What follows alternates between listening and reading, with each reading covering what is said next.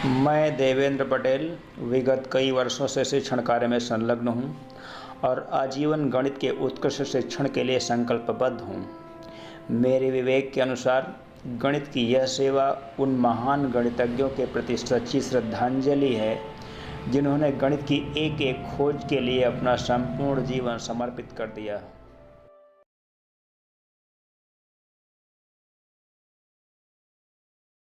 विद्यार्थियों, आज हम क्लास 12th मैथमेटिक्स का प्रथम प्रश्न पत्र और इस प्रथम प्रश्न पत्र में एप्लीकेशंस ऑफ डेरिवेटिव्स में हम पहुंच चुके हैं मैक्सिमा और मिनिमा पर। मैक्सिमा और मिनिमा यानी कि उच्चिष्ट और निम्निष्ठ।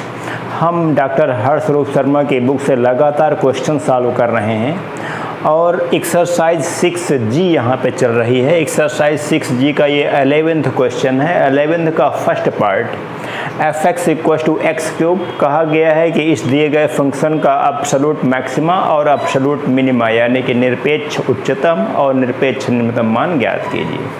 तो बड़े आसान तरीके से इसके पिछले वीडियोस में भी हमने एब्सोल्यूट मैक्सिमा और एब्सोल्यूट मिनिमा के क्वेश्चंस आपको बता रखे हैं। मैं यहाँ पे बेसिक कॉन्सेप्ट तो नहीं बताने वाला हूँ, लेकिन फ़िलहाल क्वेश्चन को पूर्ण रूप से समझाता हूँ। आप समझने का प्रयास करें। सबसे पहला काम मैक्सिमा या मिनिमा के लिए या फिर एब्सोल्यूट मैक्सिमा और एब्सोल्यूट मिनिमा के लिए फर्स्ट डेरिवेटिव कैलकुलेट करना। तो यहाँ पर लिखते हैं differentiating with respect to x implies that f(x) = ये हो जाएगा 3x²। Necessary condition for maxima और minima, put f(x) = 0 implies that 3x² = 0। इसका मतलब यहाँ से x का मान 0 प्राप्त हो गया। हमको यहाँ पर एब्सोल्यूट मैक्सिमा या मिनिमा के या फिर एब्सोल्यूट मिनिमा के लिए -2 पर f का मान ज्ञात करना है, +2 पर f का मान ज्ञात करना है और जो वैल्यू यहाँ से प्राप्त होती है अगर यह वैल्यू इस दी गई रेंज के अंतर्गत है यानी कि -2 और 2 के बीच में है तो यहाँ पर भी यानी कि x के इस मान के लिए भी हम फलन का मान ज्ञात करते हैं और जो वैल्यू सबसे बड़ी होगी वही एब्सोल्यूट मिनिमा कही जाएगी, जो वैल्यू सबसे छोटी होगी वही वैल्यू एब्सोल्यूट मिनिमा कही जाएगी। आप ध्यान दें। अब f-2 की वैल्यू मैं यहाँ पे ज्ञात कर रहा हूँ। ये मिलेगा f-2 का मान ये हो जाएगा -8। f2 की वैल्यू हो जाएगी +8 और f0 की वैल्यू हो जाएगी 0। यहाँ पर आप देखें कि सबसे छोटी वैल्यू ये है और सबसे बड़ी वैल्यू ये है। इसका मतलब अतः एब्सोल्यूट मैक्सिमा ये 8 हो जाएगा। और कहाँ पर हो रहा है? x के किस मान के लिए हो रहा है? ये हो रहा है x = 2 के लिए। और एब्सोल्यूट मिनिमा ये हो रहा है -8। ये कहाँ पर हो रहा है? ये हो रहा है x = -2 के लिए। तो यही सीधे रिजल्ट्स हो जाएंगे। इस प्रकार से रिजल्ट लिखने का तरीका भी मैंने बता दिया, विधिवत तरीके से लिख दिया है। विद्यार्थी इसको नोट कर लें। विद्यार्थी ध्यान दें, यहाँ पर जो क्वेश्चन दिया गया है क्वेश्चन नंबर 11 का सेकंड पार्ट है f(x) = sin x + cos x और x belongs 0 to π close interval यानी कि इस इंटरवल के अंतर्गत हमको इस दिए गए फंक्शन का एब्सोल्यूट मिनिमा और एब्सोल्यूट मिनिमा कैलकुलेट करना है। तो बड़ा आसान तरीका है। सबसे पहले तो वही पुराना काम, first derivative differentiating with respect to x implies that f(x) = cos x। sin x का डिफरेंशिएशन cos x और cos x का डिफरेंशिएशन -sin x हो जाएगा। Put f(x) = 0, put f(x) = 0 implies that cos x - sin x = 0। इसका मतलब ये हुआ कि यहाँ पे हम लिख सकते हैं cos x = sin x। इसका मतलब लिख सकते हैं sin x / cos x = 1। इसका मतलब tan x = tan π/4। इसका मतलब x = π/4। मतलब ये है कि अगर हम इसके आगे भी x की वैल्यू ज्ञात कर सकते हैं, लेकिन इस रेंज के अंतर्गत नहीं होगी वो।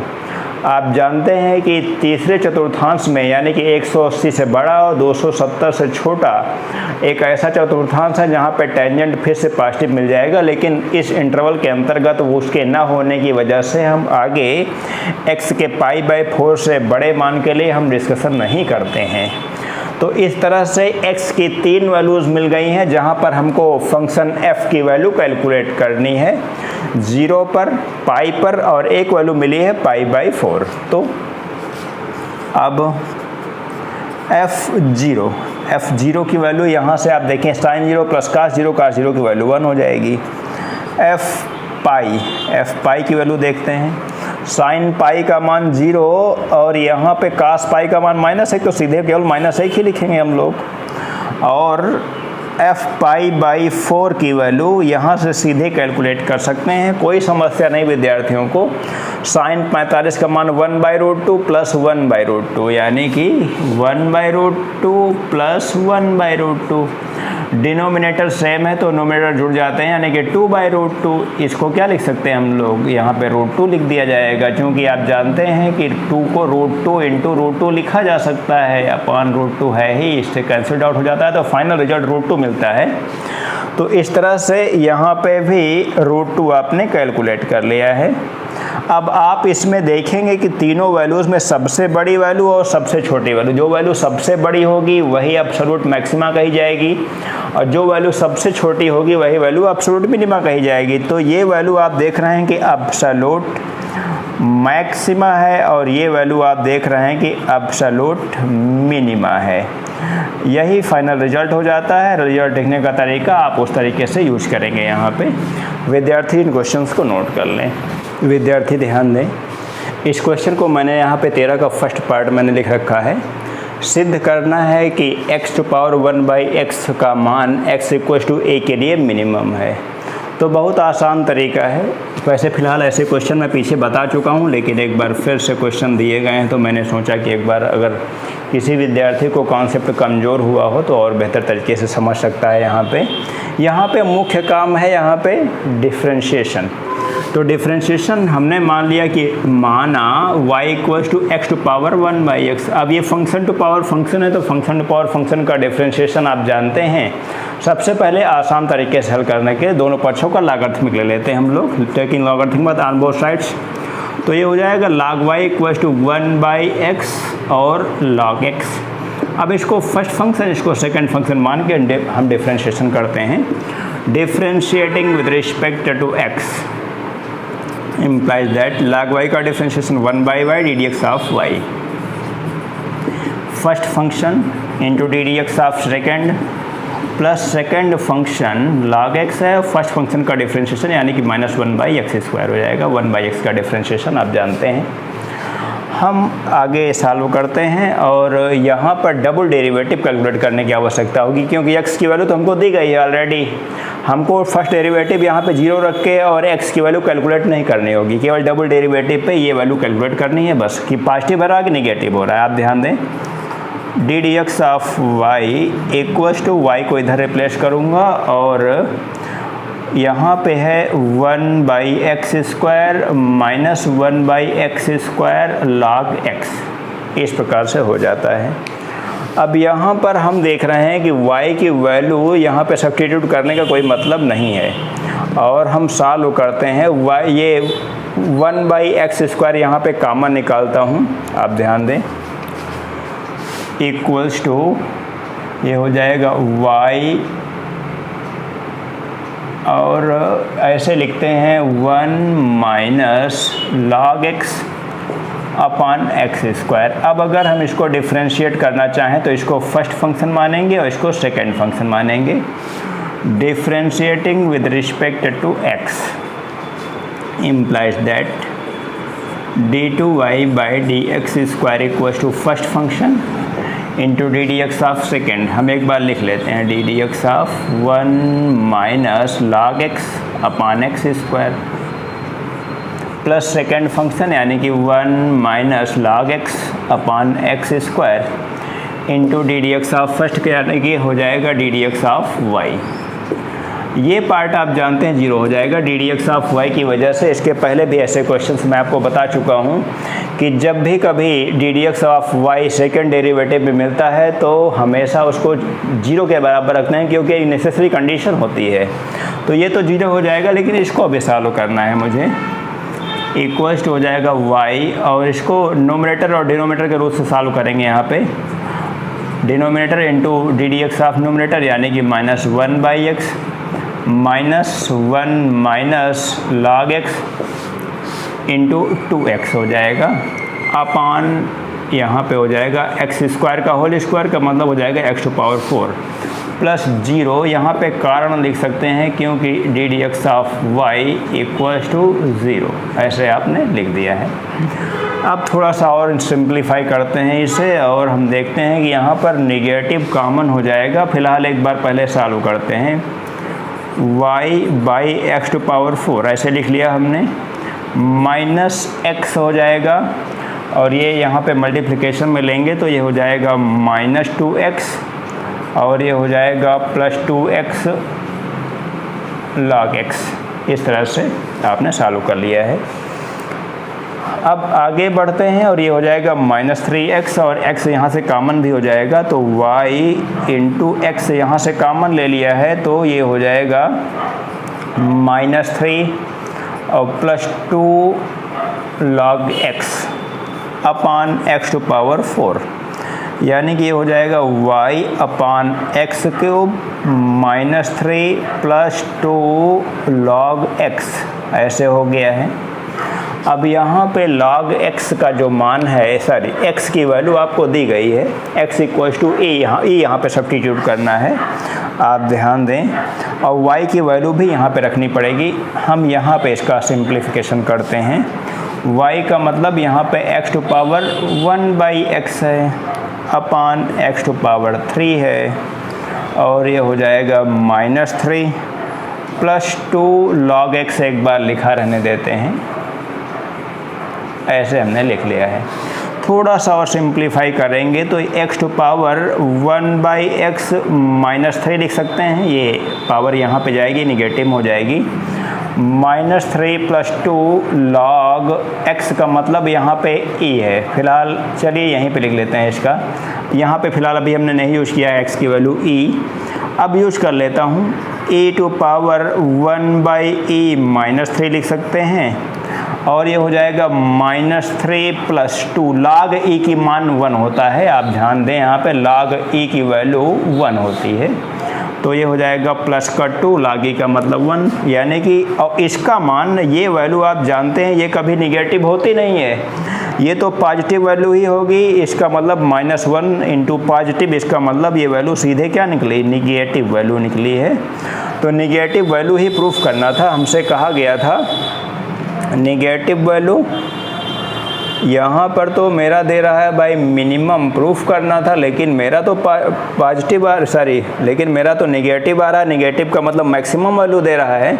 एक बार इसको चेक कर लेते हैं विद्यार्थियों, ध्यान दें। फिलहाल तो मैंने इसे एक बार चेक कर लिया है, ये निगेटिव वैल्यू ही दे रहा है। निगेटिव वैल्यू का मतलब ये मैक्सिमा होगा तब, और वैसे तो कोई गलती नहीं होनी चाहिए, लेकिन एक बार फिर से आप चेक कर लीजिएगा। मान लिया जाए निगेटिव पॉजिटिव में कहीं कोई गड़बड़ी हो ही गई हो तो उसको आप चेक कर लेंगे और मुझे बताएंगे कि कैसा क्या है, ठीक है। इसको नोट कर लें आप विद्यार्थियों, ध्यान दें। ये क्वेश्चन है x = 1/√e पर function x² log 1/x maxima है, ये चीज़ हमको प्रूफ करके देनी है। तो एक बार फिर से जिस फंक्शन को यहाँ पे सॉल्व करना है उसको हम y मान लेते हैं। Let y = x² log 1/x। हम log 1/x को -log x लिख सकते हैं, आप ध्यान दें। इस क्वांटिटी को -log x लिखा जा सकता है, यानी कि x² और log x हमने माइनस रूप में ले लिया है। अब थोड़ा सा आपको डिफ्रेंशिएशन करने में आसानी हो जाएगी। इसको y के बराबर है, ये differentiating with respect to x, बिल्कुल आसान तरीके से यहाँ से लिखना चाहता हूँ। ddx of y equals to first function, minus पहले बाहर लगा हुआ है, first function into differentiation of second plus second function into differentiation of first, x² का डिफ्रेंशिएशन 2x हो जाएगा। हम माइनस बाहर ऑलरेडी है यहाँ पे, और ये हो जाएगा x plus 2x log x। हम x यहाँ पे कॉमन ले लेते हैं, माइनस x हो जाएगा, तो ये हो जाएगा 1 प्लस 2 log x। काम हमारा वही है, डबल डेरिवेटिव, चूँकि यहाँ पर फंक्शन की x की वैल्यू ऑलरेडी दे रखी है, तो हम यहाँ पे d D x of y की ये वैल्यू निकल के आती है। Again differentiating with respect to x implies that d D x of Y equals to minus, तो यहाँ पे पहले से ही बना हुआ है, फर्स्ट फंक्शन x हो जाएगा into D D x of second function का डिफ्रेंशिएशन, यानी कि इतना फंक्शन यहाँ पे सेकेंड फंक्शन का माना जाएगा, तो ये हो जाएगा 2/x plus second function 1 plus 2 log x into D D x of first, यानी कि 1 हो जाएगा। ये आगे बढ़ते हैं, ये हो जाएगा माइनस, ये हो जाएगा 2 प्लस 1 प्लस 2 log x, इस प्रकार से लिखा गया है। ये हो जाएगा माइनस तो लगा हुआ है 3 plus 2 log x। Put x की जो वैल्यू दी गई उसको हम यहाँ पे लेते हैं, put x equals to 1/√e implies that d D x of y equals to minus 3 plus 2 log, और ये हो जाएगा x की वैल्यू 1/√e यहाँ पे ले रहे हैं, माइनस यहाँ पे लगा हुआ है 3, और यहाँ पे हो जाएगा, इसको अगर हम नोमिनेटर पहुँचाते हैं तो ये हो जाएगा -2 log e का मतलब पावर 1/2 हो जाएगा। ये माइनस यहाँ पे 3 हो जाएगा -2, और ये log m to power n का मतलब 1/2 log e हो जाएगा, 2 से 2 कैंसिल हो जाता है। log e की वैल्यू 1 मैंने पहले भी आपको बता रखा है, -3 -1 हो जाएगा, यानी कि ये निगेटिव वैल्यू दे रहा है। तो प्रूफ हो गया, यहाँ पे कोई समस्या नहीं आई ऐसी, फटाफट क्वेश्चन आपने सॉल्व कर लिया है। आपने देखा कि x बराबर 1/√e यहाँ पे सब्स्टिट्यूट करना पड़ेगा डबल डेरिवेटिव के लिए। डबल डेरिवेटिव यहाँ पे डबल डेरिवेटिव है भाई, ये डबल डेरिवेटिव है, तो आपने देख लिया कि नेगेटिव है, तो इसका मतलब प्रूफ हो गया। यहाँ पे लिख लेते हैं एक लाइन, अतः दिया गया फलन, अतः दिया गया फलन x इक्वल्स टू 1/√e पर मैक्स होगा, हैंस प्रूव्ड। इस प्रकार से आपने बड़ी आसान तरीके से प्रूफ कर लिया है, इसको आप नोट कर लें। तो बढ़ते हैं हम अगले क्वेश्चन की ओर। विद्यार्थी ध्यान दें, एक क्वेश्चन है, क्वेश्चन नंबर 14। कहा गया है कि पानी में तरंग का वेग जो है वो λ/a plus a/λ under root के समानुपाती है। तो हमने यहाँ पे जो तरंग का वेग है इसे हमने √v कंसीडर किया है। √v मानने के पीछे, अब यहाँ पे प्रश्नानुसार मैं लिख दूँगा, पहले ध्यान दीजिएगा, ये √v प्रोपोर्शनल टू, यानी कि अनुक्रमानुपाती का निशान लगा हुआ है, λ/a प्लस a/λ। यहाँ पे √v मानने के पीछे हमारा उद्देश्य ये है कि हम दोनों पक्षों का यहाँ पे स्क्वायर कर देंगे तो रूट दोनों साइड से समाप्त हो जाएगा, और रूट समाप्त होने के बाद हमको डबल डेरिवेटिव करने में बड़ी आसानी हो जाती है। मैंने आपसे पहले भी कहा था, यहाँ पे मैक्सिमा और मिनिमा के बहुत सारे नए कॉन्सेप्ट आपको मिलने वाले हैं। मैंने थंबनेल मैसेज को यहाँ पे जिक्र भी किया है कि विद न्यू मॉडर्न रूल्स, तो नए मॉडर्न रूल यही हैं जो मैं आपको बार बार बता रहा हूँ कि अच्छे तरीके से कैसे बड़े बड़े क्वेश्चंस को आप बड़ी आसान तरीके से प्रूफ कर सकते हैं, सॉल्व कर सकते हैं। आप ध्यान दें, कहा गया कि लैम्डा बराबर a पर तरंग का वेग का मान निम्नलिखित होगा। लैम्डा बराबर a यहाँ पर दिया गया है। तो फिलहाल आगे बढ़ें, हम लोग यहाँ पे लिख सकते हैं √v equals to k λ/a plus a/λ, ऐसे लिख सकते हैं। हम यहाँ पे स्क्वायरिंग करेंगे, स्क्वायरिंग बोथ साइड्स, तो हो जाएगा ये v equals to k square λ/a plus a/λ। अब हम इसका यहाँ पे डिफ्रेंशिएट करेंगे लैम्डा के सापेक्ष। Differentiating with respect to lambda implies that dv by d lambda यहाँ पे लिखा गया है इक्वल्स टू के स्क्वायर तो कांस्टेंट है बना रहेगा, लैम्डा बाई ए का differentiation 1 by a minus a by lambda square. कोई समस्या नहीं हुई।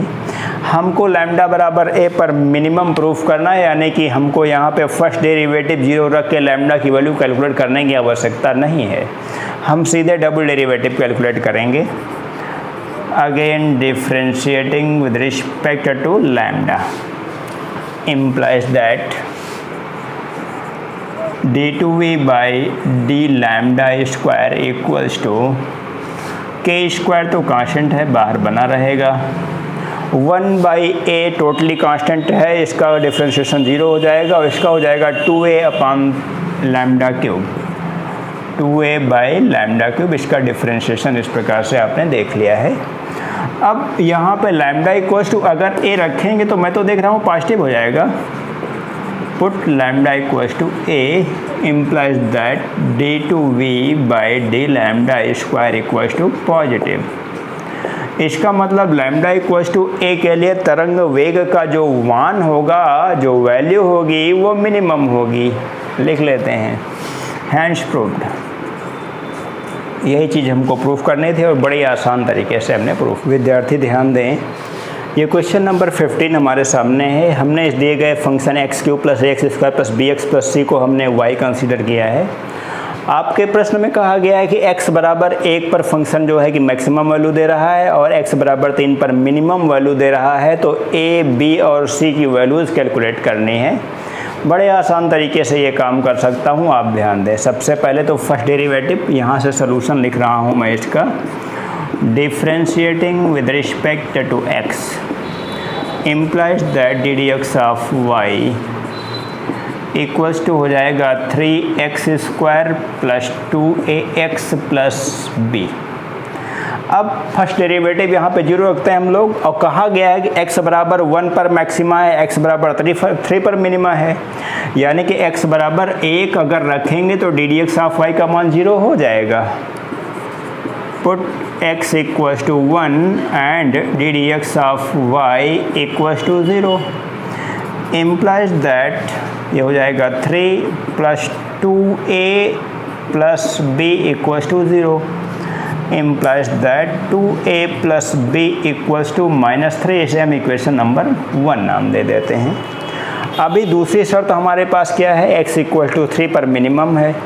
अब यहाँ पर फिर से इसको एक काम करते हैं, इसको इक्वेशन नंबर 1 नाम दे देते हैं, इसको 2 नाम दे देते हैं। Put x equals to 3 and ddx of y equals to 0 in equation number 1। आप ध्यान दें, बड़े आसान तरीके से कैसे हो जाएगा ये हो जाएगा 3 रख रहा हूँ यहाँ पे, तो हो जाएगा 27 और हो जाएगा प्लस का 6a plus b equals to 0।